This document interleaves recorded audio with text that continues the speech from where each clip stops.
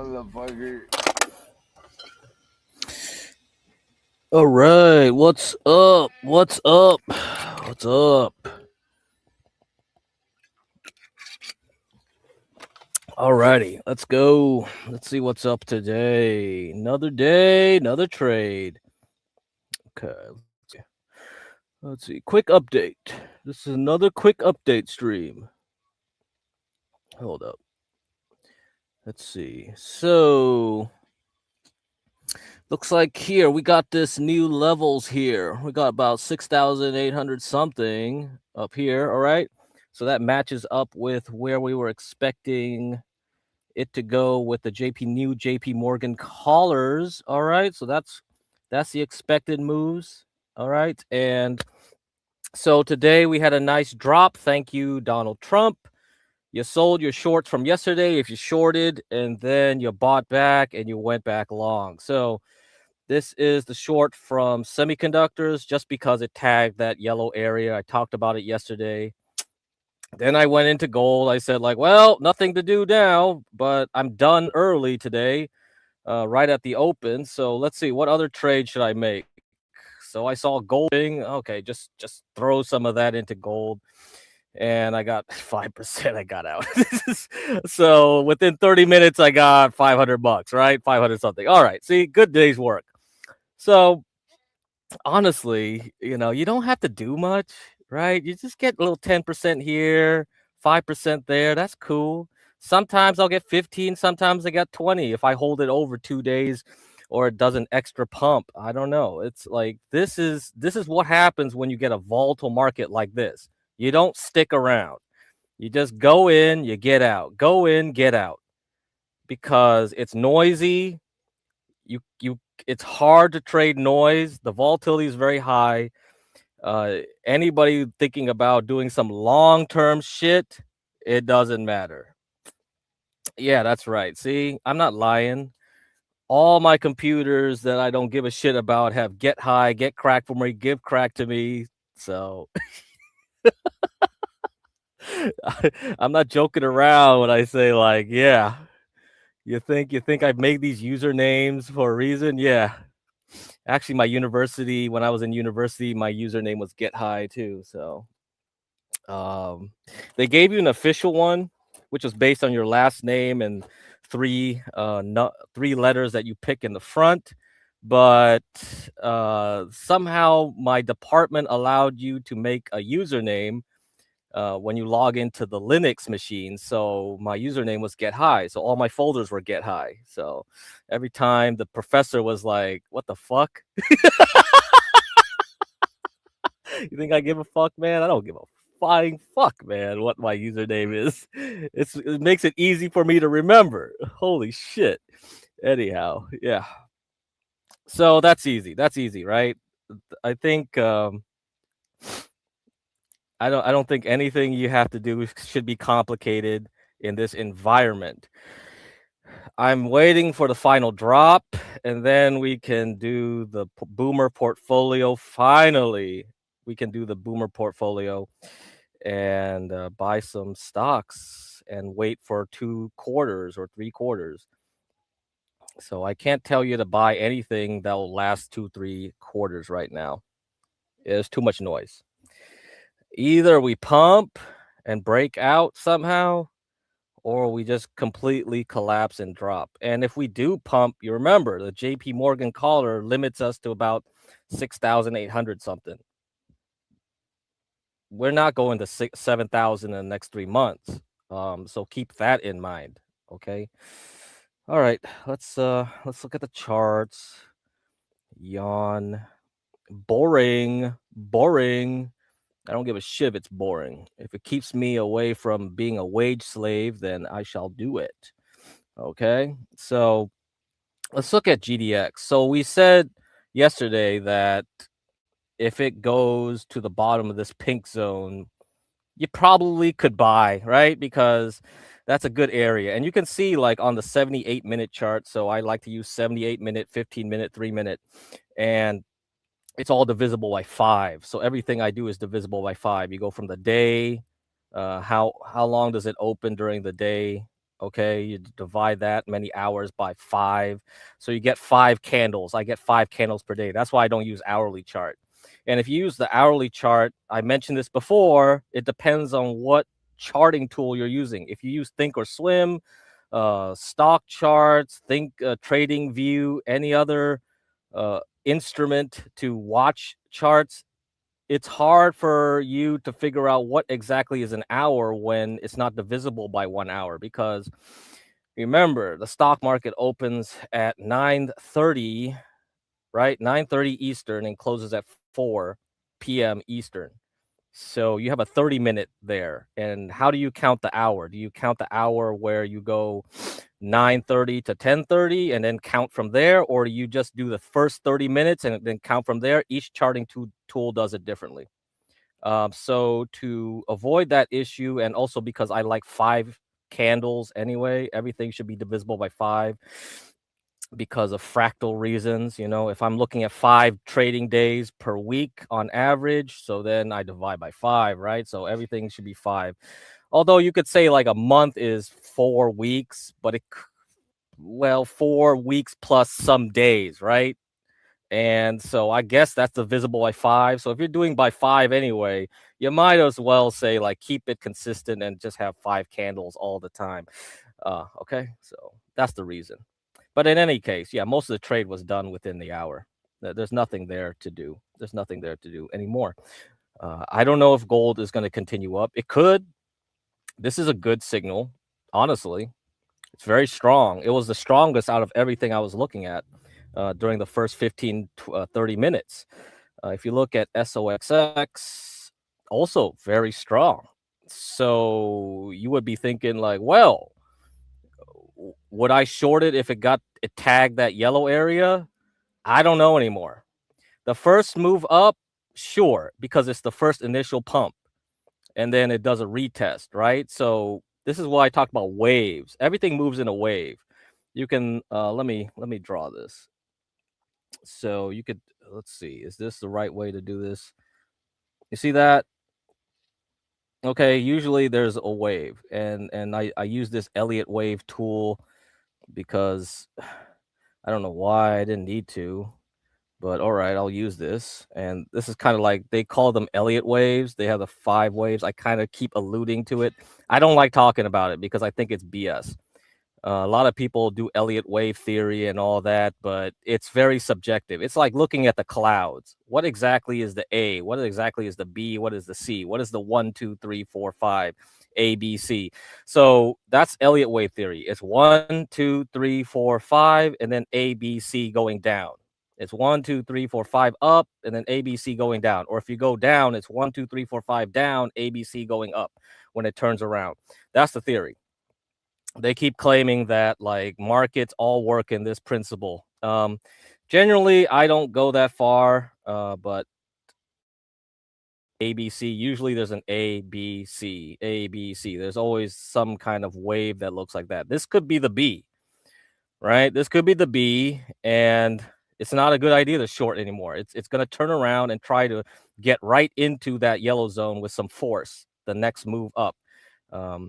If this is a true B, of course, it might not. It might be that we end the day back down here, and then on Monday we open because Friday is closed. We got 3 days. Anything could happen on those 3 days. We could just fall and collapse and go right through these 2 dashed lines and go right to purple. You want to bet on that? You want to bet on that? I don't know. I don't know if you want to bet on that. You could, but I won't. I think I just go for the easy pickings, low-hanging fruit. This is low-hanging fruit. People shorting here, like I said, Sunday night, I said, watch out.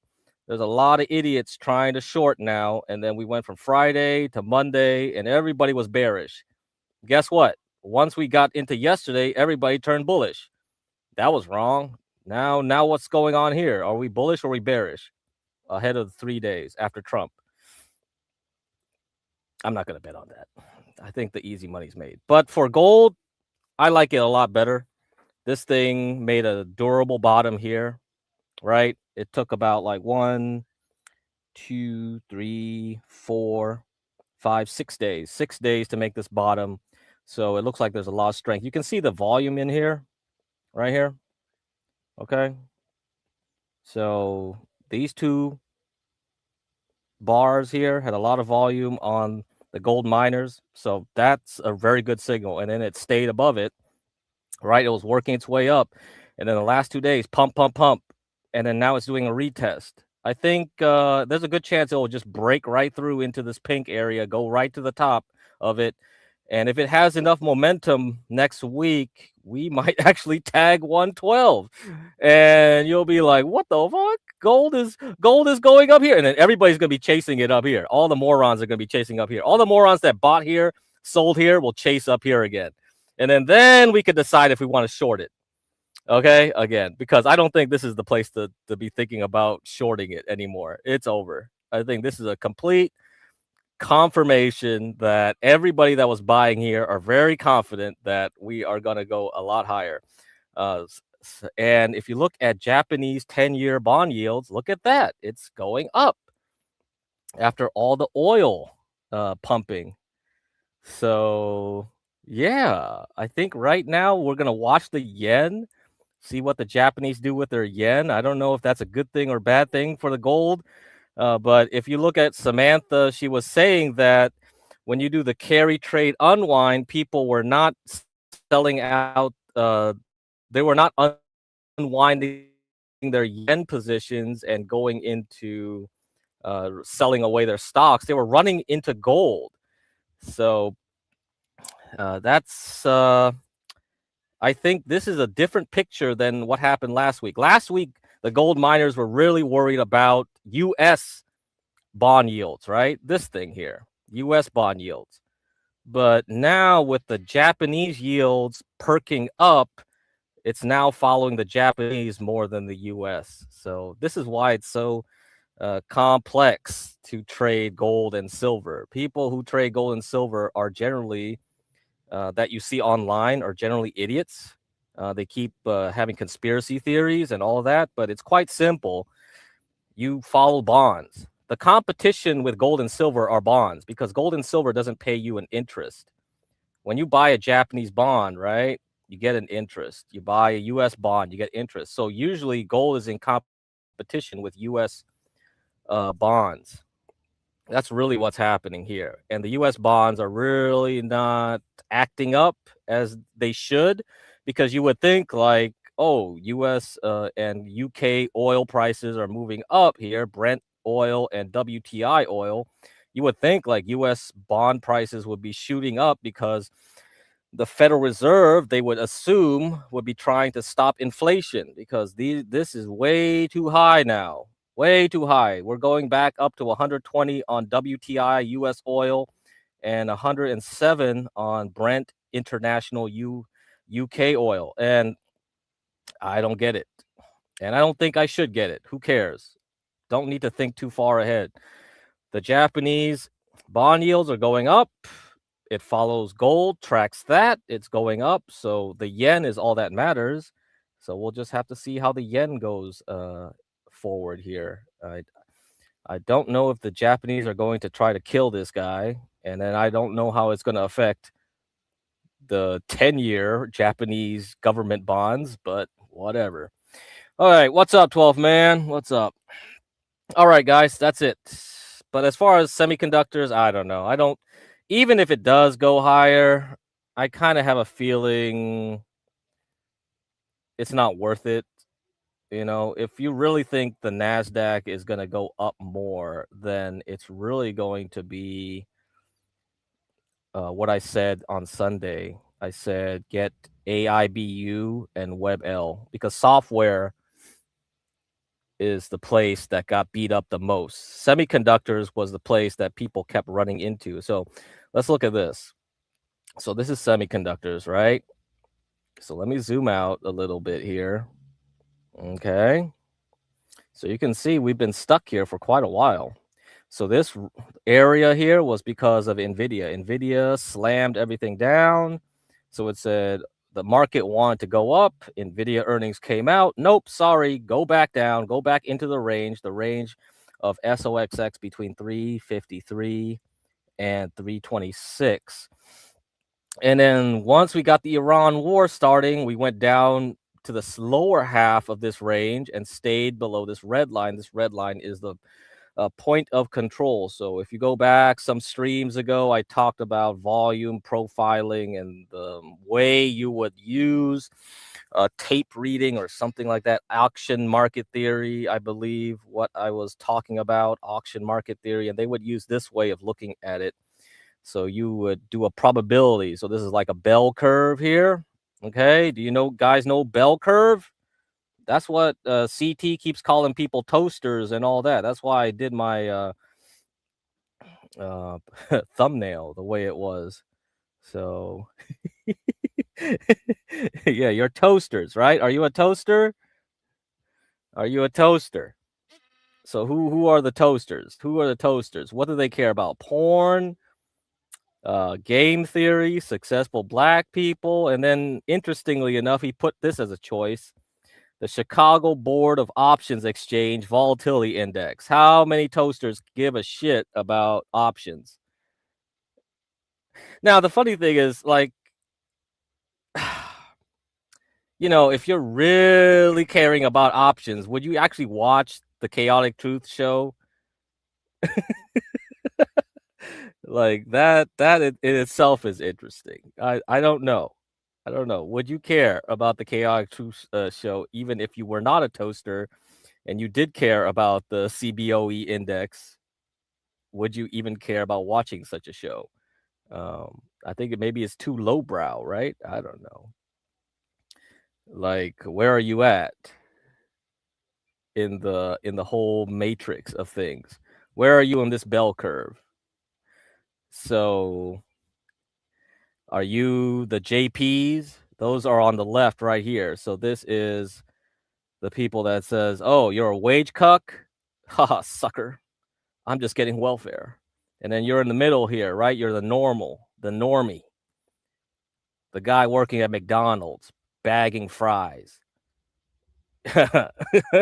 You're over here, okay? Or are you on the right? So you are the elites, or maybe the elite orbiters, like Jeffrey Epstein. I don't know. I don't know where you want to be, but yeah. Do these people watch the Chaotic Truth show? I don't know. Are they the toasters? I don't know. You could be. You could be. You could be a weirdo. You could still watch lowbrow stuff. I knew smart people that watched trash TV, like really smart people, like 150 IQ types. Like they would go home and they would like to relax and turn off their brain and watch Pokemon and reality shows. So I have no clue. You are an outlier, and you're an outlier. So you might be one of those people that watch Chaotic Truths, but yeah, I can't say. I can't say. I think people want to watch whatever they want to watch. But on this show, you don't want to be the crowd, okay? You don't want to be the crowd. That's all I got to say about these things. Because if you're the crowd, you're the moron. You're not making any money trading because you just follow the news or something. And that's too late. The news already came out. You should have been here shorting. You got out. And then you went long. And then you got out again. That's it. I think for semiconductors, looking at this, um, I don't think it's worthwhile. I just don't think so. You look at this. Let's see. Look at the bars with the most volume, right? You got one here. This was because of Iran. You got one here. I guess somehow on Wednesday, very strong bar here. Even though this closing bar was very small in terms of price, it was very large in terms of volume. And you could see like we keep getting magnetized towards it. You see, when we went below, we went right back towards it. We went below, we went back right towards it yesterday again. Every time it tries to magnetize to this level. So here and here. And then if we look down here, the next significant level was here because this was a lot of volume. at the bottom of this bell curve. So most of the bell curve, so if you think of this standard deviation going up and down from this red line, I mean, this is not really a bell curve, but let's just imagine it is truly a bell curve. Then it went down to this standard deviation here, and then we went below it, right? Maybe this is 2 standard deviations down, and then you got a lot of volume coming in here and here, and then now you're pushing up, and then you got a lot of volume yesterday or 2 days ago at this close again at the first standard deviation. Then you move up here to the mean, and then we went back down to this first standard deviation when we opened today. So some reason we just keep getting click, click, click, click, click, click. We keep like getting magnetized back and forth between these two lines, this red and blue one, red and blue one, red and blue one. And if you just look at my chart for just simple charting, this doesn't take into account any volume. All I did was like look at the last major high. Last major high was October in semiconductors. Then we went down. This was because of earnings from Apple, Google, Microsoft, whatever. And then the final coup de grace was NVIDIA. It pumped, and then we went down to the blue. Then we went back up the next day to the red. Okay, magnetized again. Then we started going towards the purple until Oracle's earnings killed it. And then we had Micron, and then we started going off of memory. So a lot of the memory stocks finally pushed semiconductors up to the next area in January.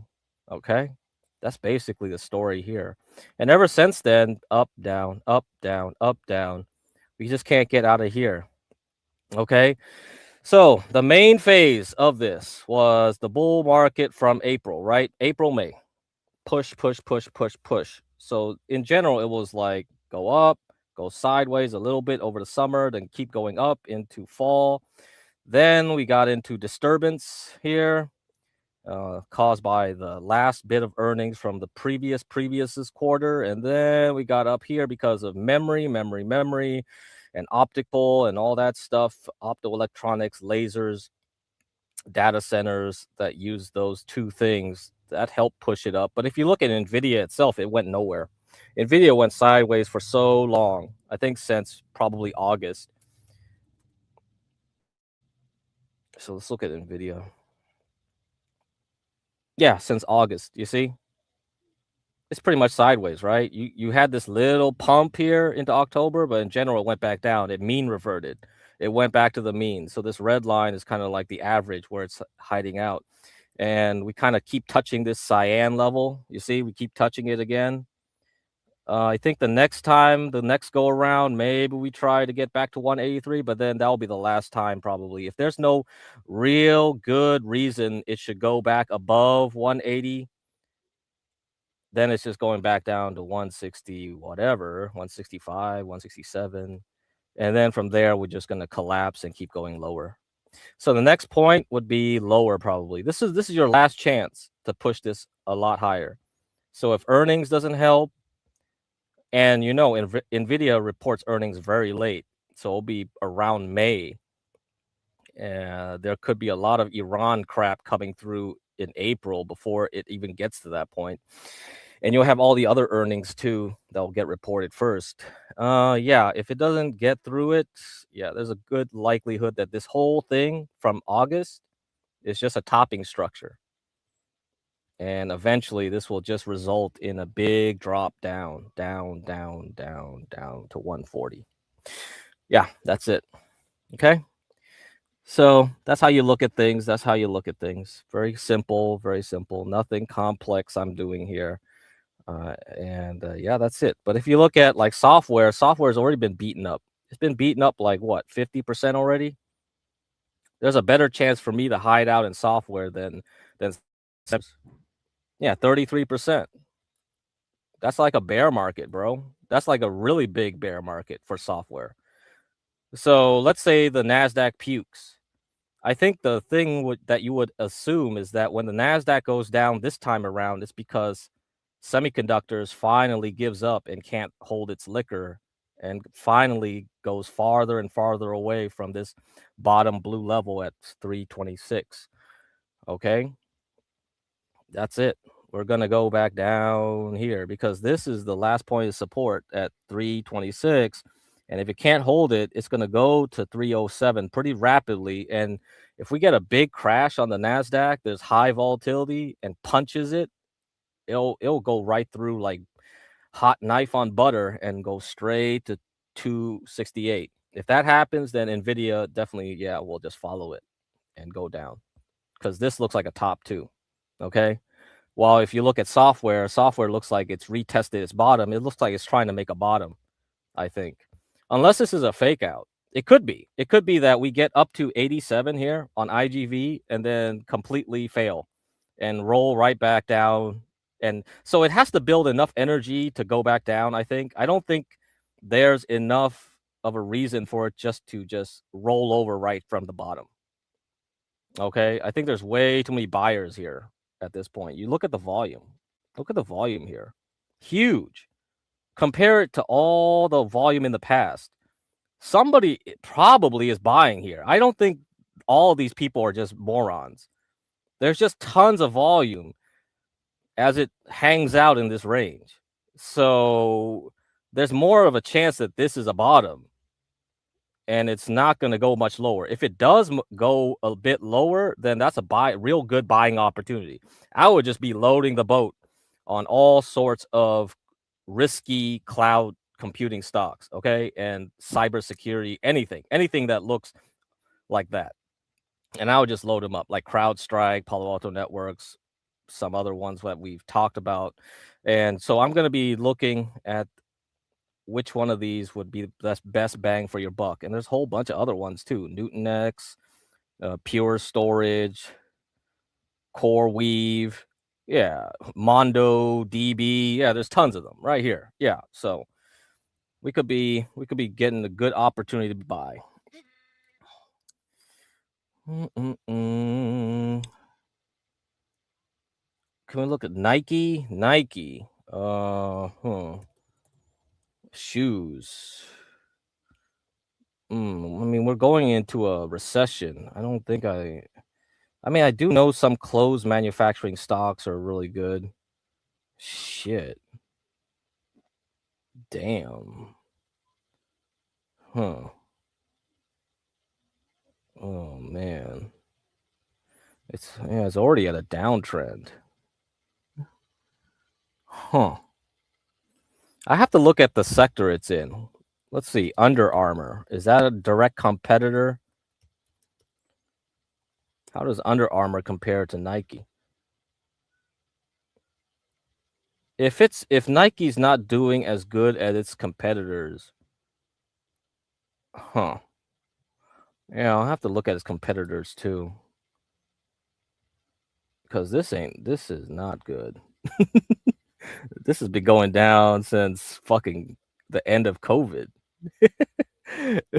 So who's eating Nike's lunch, right? Adidas. Is Adidas like on the market, or do I have to go to the European market to find it? Adidas. Shoot. They probably only list in the European market. God damn it. Man. Motherfucker. All right. So I guess I have to buy over-the-counter Adidas shares. Okay, I can use this. ADDDF. Uh-huh. Looks like this. Yeah, so footwear, I guess, is not going well. But I think other apparel is probably okay. I don't know. I have to look at the other ones. I have to look at all their. So when you look at a stock like that, you're gonna have to look at their peers, right? Look at other clothing manufacturers, footwear manufacturers. Like look at Goose, right? Canada Goose. I used to trade this sucker. So in 2018, it was a really nice stock. You see that? 18 to 70, and then it started puking because Goose is very dependent on Chinese buying. Goose is very popular in Canada and China because there's a lot of Chinese in Canada, and then they tell people in the mainland in China to buy it because it's fashionable.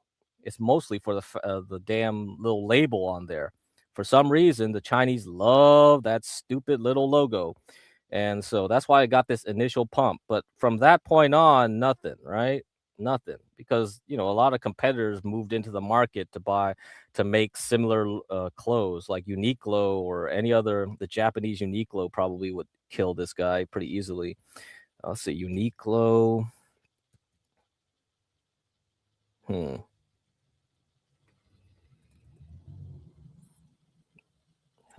this even have a stock? Fuck. Uniqlo. Does it have a stock? Stock. Oh my. So it's part of Fast Retailing? What? So they own the brand? It's the primary subsidiary. All right, let's see what that stock looks like. FRCOY. Oh, look at that. Uniqlo's going it up. Oh, I wonder why Uniqlo's going up. So there you go. See, there's a reason a stock is going down. It's either because the whole group is going down or because somebody's eating their lunch. Somebody's eating Nike's lunch, right? Because I don't think every footwear company is going down. All right. So it's a highly competitive area. People are very fickle. So this is watch this stuff. I don't touch this stuff. It's really ugh. I mean, but chart wise, this is a lot better. You see that? FRCOY. There you go. There you go. That's it. That's who's killing a Canada Goose. Okay. And then you'll just find the companies that are killing Adidas and Nike, and then that's how you'll get the thing. There you go. FRCOY. So that's Uniqlo. And yeah, I mean, Lulu, I don't think Lulu has been doing anything better. Yeah, see, Lulu's like, yeah, it already broke this cyan level. I saw that last year, and I said, like, it's dead. It's dead. Yeah, I know it's right back to COVID levels. You would think you would buy it. If you buy it, it's only because you think it'll just revert back to the, I mean, not purple, but cyan, and then it'll just crash again later when the recession's around the corner. It's next year. So I don't see any benefit of trying to play these names unless you just want to do mean reversion trading. Like you just want to go like, oh, okay, well, it's oversold. It'll just mean revert here before crashing later, right? Yeah, that's the only reason you would buy this. But, there's no other reason, not for long term. This thing can go a lot lower later. So yeah, Nike would be the same thing. Let's see. It will probably just mean revert, I guess, around here. So this last top in 2015, COVID touched it. It's been dancing around it. It goes back down. So it'll mean revert to 66, and then it'll go back down. So maybe if the stock market gets happy again, we get a nice little flush out of the stock market in the coming 2-3 weeks, sometime down the line, once we invade Iran completely, and then then we can go back up. All right, that's it. That's all you gotta see. What's up, Quantum? What's up? Okay, so I think that's all I gotta show today for the charts. That's 35 minutes. What we gotta do now? Let's see. Let's talk about Warren Buffett. So that's the title. Let's go. So Warren Buffett is still in cash, and let's see what he says. Let's see. I got 2 clips from him. 2 clips. CNBC commentator said we might be at the bottom. That means we're not at the bottom. If CNBC says it, we're not at the bottom. Oh, God damn it. Anytime CNBC says something, you do the opposite. Never trust CNBC. Holy shit. Okay. Talk about that. The market has come down substantially. Not substantially. Well, you've got both the Dow and the NASDAQ in correction territory. It's the worst performance on a quarterly basis for stocks in about 4 years. Do things look cheaper to you? No. 3 times since I've taken over Berkshire, it's gone down more than 50%. I mean, if you look at the markets of Oh, the worst probably was the 2007-8 period, although there was that one Monday when you had 21% in a day. I mean, this is nothing. I mean, Well, this is nothing to make you get excited and think there's huge valuation well, drops. if they're 5 or 6% cheaper, that doesn't. We aren't in it to make 5 or 6%. I mean, but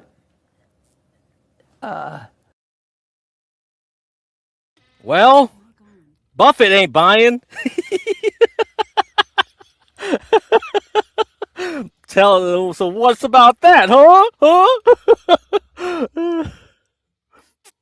Rates low for too long. I mean, I think that's as they didn't worry about inflation as they said it was going to be transitory. Because I think even Powell himself said that he might wish he'd turned it sooner. Well, I wish they had a zero inflation target. Right. But I mean, once you start saying you're going to tolerate 2%, that compounds pretty dramatically over time, and you're saying to people, if you're getting less than 2% on your money, you're going backwards.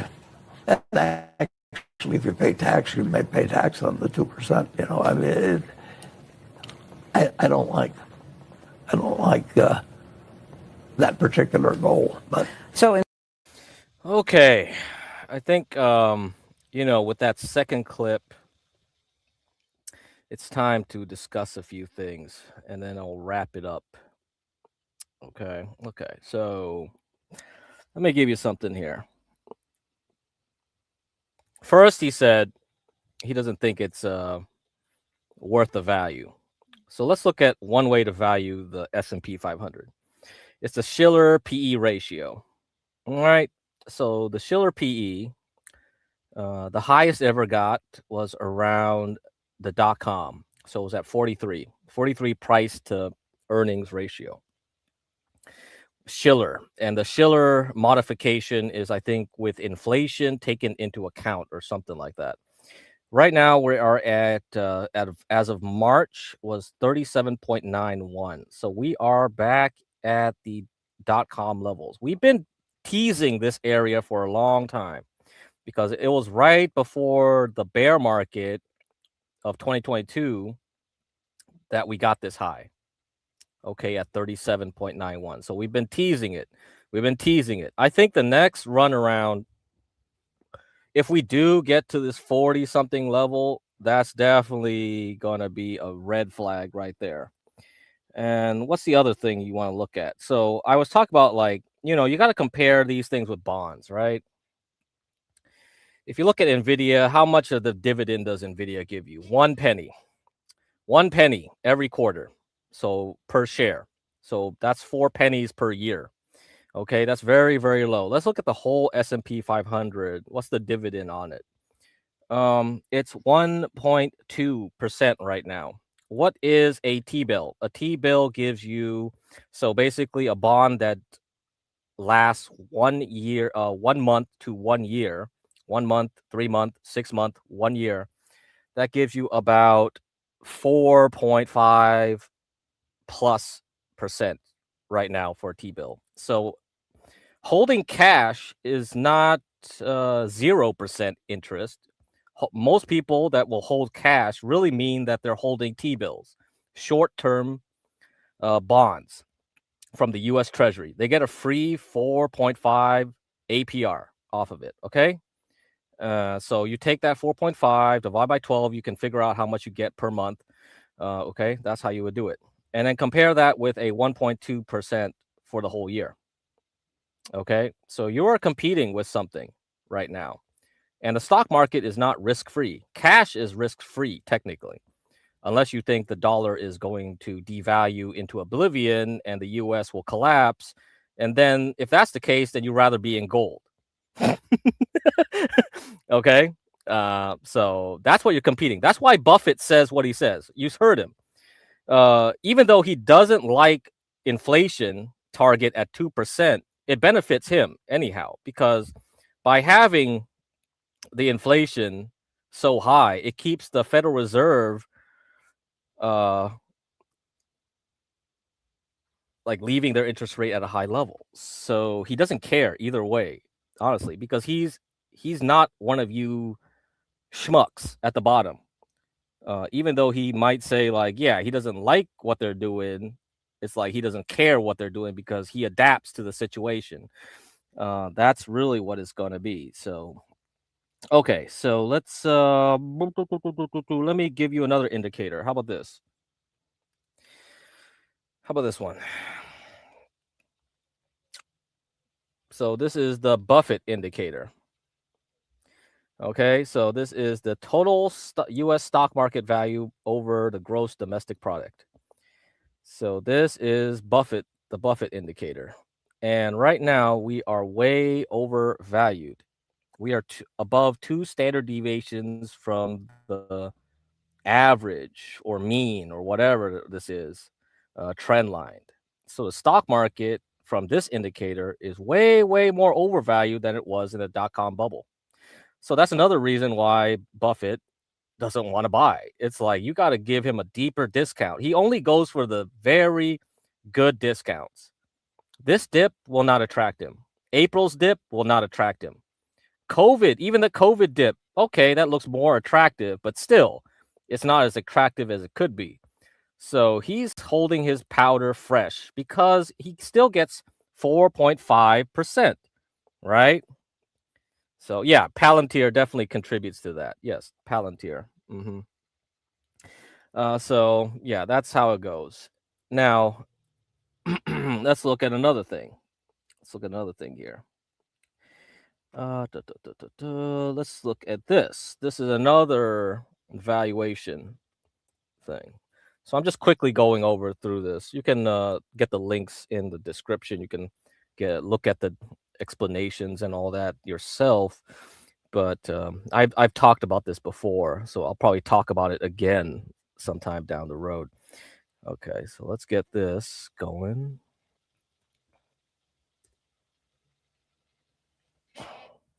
Okay, market in wartime. So this is the Brock value. So we got this Brock value. Let's see. I believe this one they take into account the competition with bonds. I think that's how they come up to it. Let's see. Okay, yeah. Brock value is the first clear answer to the question, what is the market worth? So the Brock value is a valuation metric with just 2 inputs, GDP. So the same thing as the Buffett, we also use GDP, but this one also takes into account interest rates. But compared to questionable old school metrics and even popular ones like Shiller Cape. So we already covered the Shiller. Remember this one? The Brock value provides useful measurements which can be used to over or underweight equities in an asset mix. So I guess this is an improvement on that. But we've been overvalued on this metric since 2022. This is way overvalued. So if you just do fundamental valuations, you missed out on huge gains because the money printer went brrr, right? That's the Federal Reserve right there in action. This is why it goes up, because it's liquidity. Also, the Japanese, right? The Japanese central bank. So a lot of this motion is because of the central bank. You can fight against it. You could yell and scream that everything's overpriced, but it doesn't matter. It still goes up because there's a money printer pushing things along. It's liquidity that matters. Liquidity is what matters. Okay, so let's go into this one. How about this? This last one I'll talk about. Okay, so there was this article here. I think this is a very good one from last year, I think. Yeah, this was last year from the CBOE or the CME or one of those Chicago exchanges. They made this one. Okay.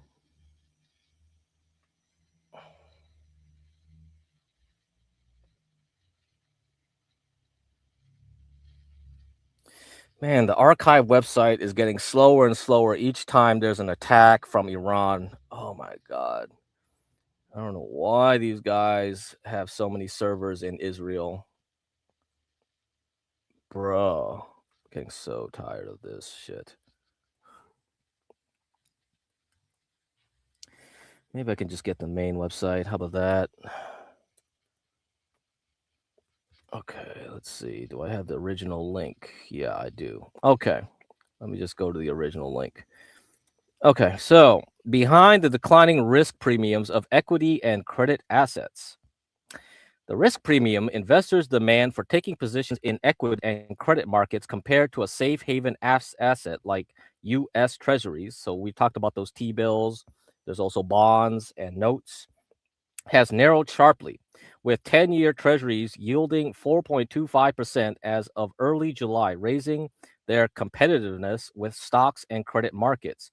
Equity and credit risk premiums typically measure their returns against 10-year Treasury notes, which have remained steady as the Federal Reserve paused its monetary easing after cutting rates in December 2024 amid sticky inflation.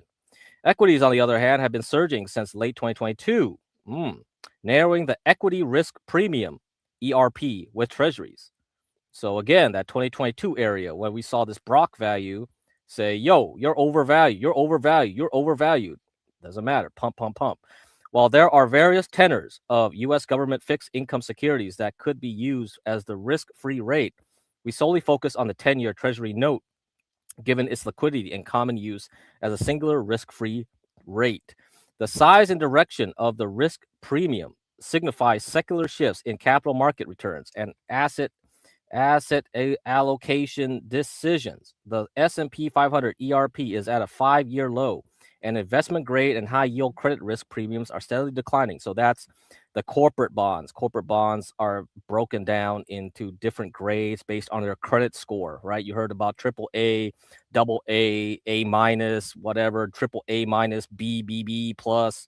So they all have credit scores, all right? You have a low credit score, you're going to get a higher yield. So if I got a bond from something that's about to go bankrupt, I'll get a higher interest for it. If I get a bond from something that's less likely to go bankrupt, like Apple, then it's investment grade. So I'll get a lower interest for it. Okay, so credit risk premiums are steadily declining from their highs in the summer of 2023. Market participants can use CME Group equity and credit futures to manage their exposure to credit changing risk premiums. So this is just an ad, I guess. So they're saying, why don't you trade futures? It will protect you from this stuff, huh? Trade futures, learn futures. Okay, so I don't know why this thing is wrong, but if you look at this chart, you see this axis, they say price, dollar per gallon. Bruh, this is interest. Why is it dollar per gallon? This is a percentage. What is this? Man, they don't even check their homework or something. Who the heck writes these articles, bro? Where did this guy graduate? Can I fire this person for making such a egregious mistake like this? Oh man, fucking morons out here. Anyhow, so we got equity risk premium. Okay, you see this going down? We're going down. We're going, so it says, look at the left side, which says it's in price per gallon, dollar per gallon. So I get $1 per gallon every time I buy a treasury bond. No, that's not correct. So it's a negative. So I get paid in a dollar per gallon. That makes no sense. All right. So anyhow, closing this chart, let's go down here. So this thing says the 5-year equity and credit risk premiums, and the for the S&P 500, we are now at a negative 0.867 as of January 2025. So over a year ago, we actually went negative. So what does a negative number even mean? So the risk premium is negative. So since early 2024, as U.S. equity markets rallied to new highs and bond yields reach attractive levels, investors have been pondering whether the shrinking ERP should be a cause for concern. Equity risk premium varies through time depending on market conditions, even dipping into negative territory at times. Historically, negative equity risk premium has been accompanied by market corrections. The correction scenario appears to be playing out in the equity markets. Year to date, the major U.S. equity indices are barely positive. For the first time since August 2002, ERP turned negative in March 2024, signaling that equity valuations are stretched and stocks may be overvalued. Furthermore, the negative ERP brings up the question of whether market participants should meaningfully shift away from their equity allocations and move into safe haven assets. Shrinking or negative S&P 500 ERP can have meaningful implications for near to future term asset allocations, with investors recalibrating returns expectations and positive returns from U.S. equities are facing headwinds. Okay, so anyhow, I think that's why you can see like people are running into Mexican stocks and Brazilian stocks and all that. What's up, Gary? So that explains why Buffett says what he says, right? If you compare U.S. stocks to bonds right now, bonds pay you pretty good interest, where you're going like, well, bonds don't have risk, stocks do. So Buffett's been raising cash all throughout last year into this year, and I don't think he's changing his mood, right? That means he's gonna wait for the big crash before he takes that into anything. He's not gonna be like very interested in Palantir dropping 5%, 10%, 20%. He's gonna be like, that shit's expensive, which it is. Palantir is very expensive. Crack, does Substack have collaborative features to discuss market stuff? Maybe a community group drop. Substack keeps adding features. I'll have to see. So they keep adding more and more features each time I see it. I don't know if they do. They definitely have a comment section, so you can always have comments on there. So you can do that as far as we can be doing. Like if you want something else, I'll have to look into it. Okay. Yeah. So months ago, where he said buy, the markets went up like crazy, but generally, yeah, good to be skeptical. Oh,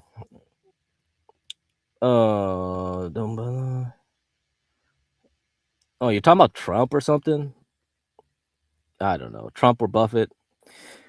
Yeah, I mean, we talk about Trump. We talk about the taco trade, but overall, you position yourself before the taco. You know what I mean? Yeah, that's how it goes. But before the April Fool's joke that Trump played, if you looked at the A-15s leaving the Air Force bases,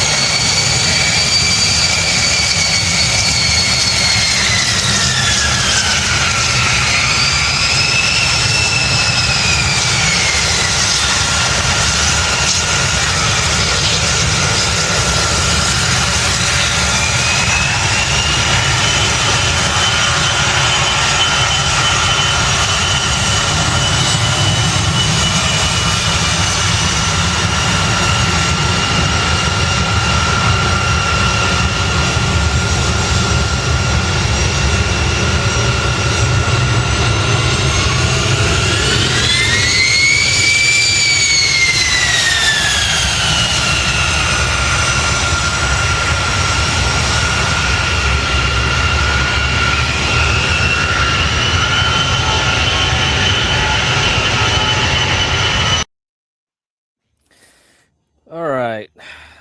Okay, so that was like 2 days before the whole April Fool's joke.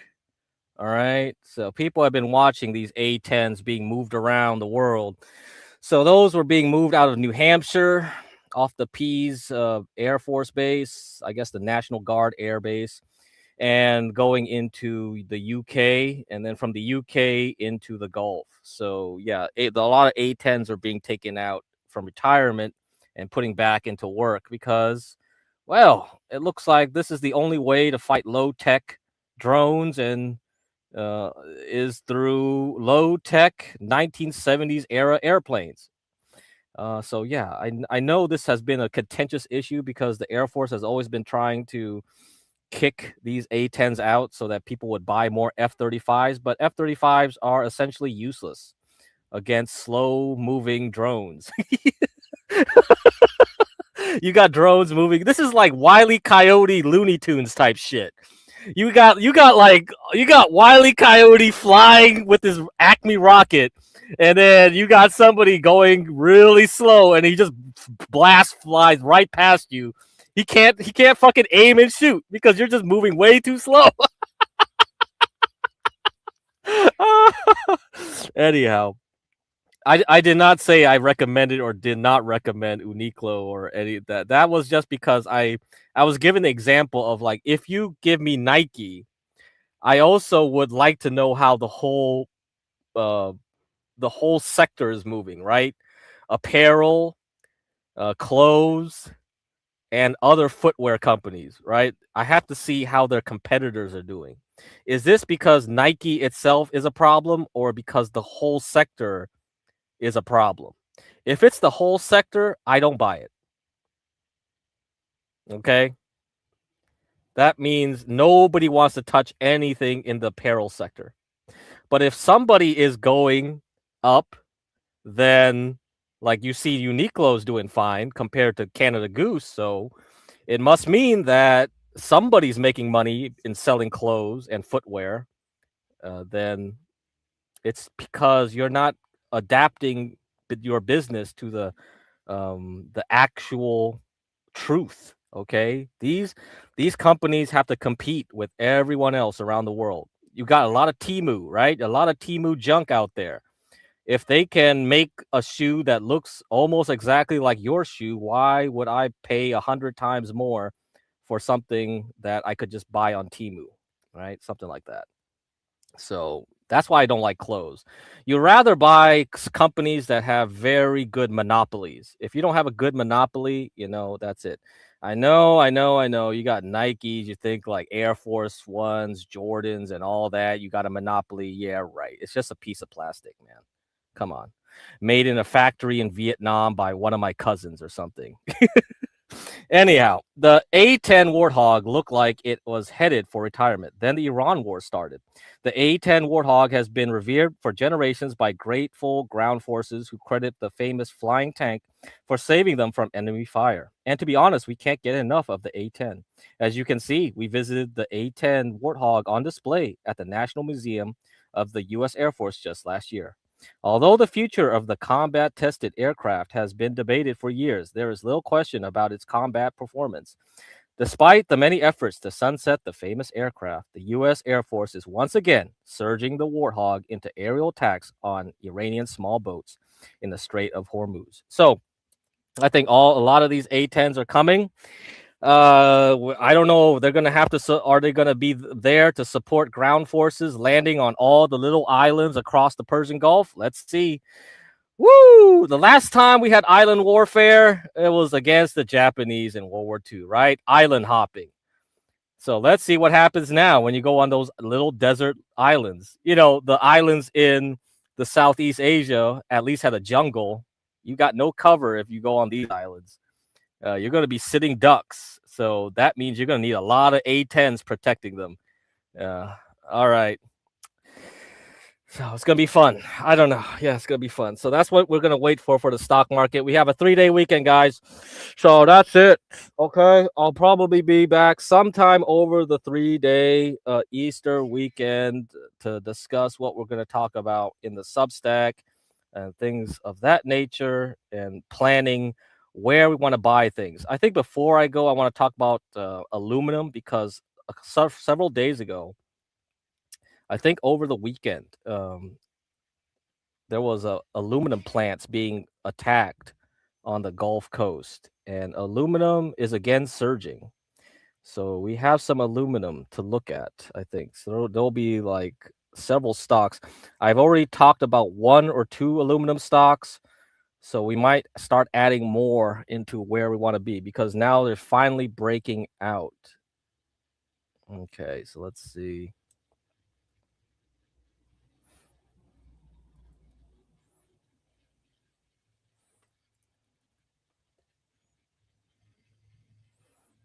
Okay, how's it doing for the week here? Yeah, this one's up 21%. Okay, I'll talk about what I mentioned before, and then we'll wrap it up there. It's already 1 hour. Okay, that's it. Okay, you see this? So it's been going sideways for the whole 3 months here, and it's not very quiet too. You see, it goes up 12%. The next week it's down for 5.6%, up 3.56, down 8.6, and then and then we start getting noisy again, up 6.6, down 11.2, and then now we're up this week at 21%. So AA Alcoa is the big one. Then you have a smaller aluminum companies like this one. Okay, same thing, very noisy, and then it's up 25% this week. So this is what we're going to have to look at. I think aluminum is the next one, especially if you have a lot of war. Aluminum usually goes up, and this is kind of an indicator of war too. So if you're getting more and more and more bullish, like we started seeing since late summer into fall, and then only recently it started going sideways. But if aluminum's pumping again, and then we're on the verge of another war, then yeah, we will see aluminum prices continue to rise into the next year. Okay. Learn some things, lessons this week. My first, yeah, you have to do it. It's not. It means nothing if you just think about it. You got to do it too, because it's all psychology.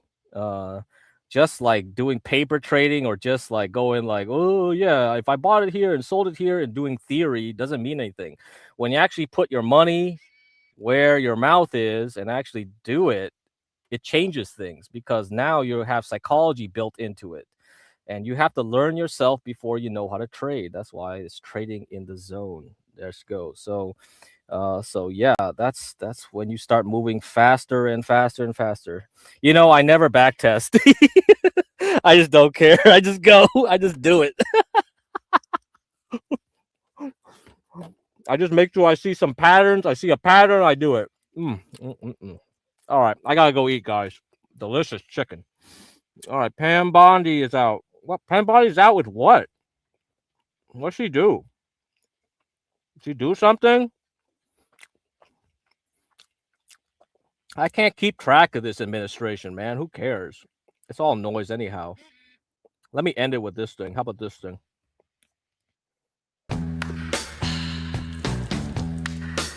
What's your name? Who's your daddy? Who's your daddy? Is he rich like me?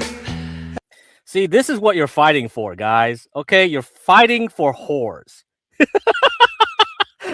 Like, what whore are you talking about? There's a whore over here. There's another whore over there. Which whore? What? Who? This is who you're fighting for. Peeing! Sean! We're going to war, soldier! Well, you are, not me. It's time to get boots on the ground! It's Jeffrey's War. Are you a pathetic gooner looking for love? Aren't we all? Well, we've got plenty of ladies. And they're just waiting for liberation. All you have to do is beat our challenge. It's time to roll the die on your lives. Let's see what these boys won. It's crippling PTSD and higher gas prices. A brand new luxury casket. You answered C, and you are correct. Do you have what it takes to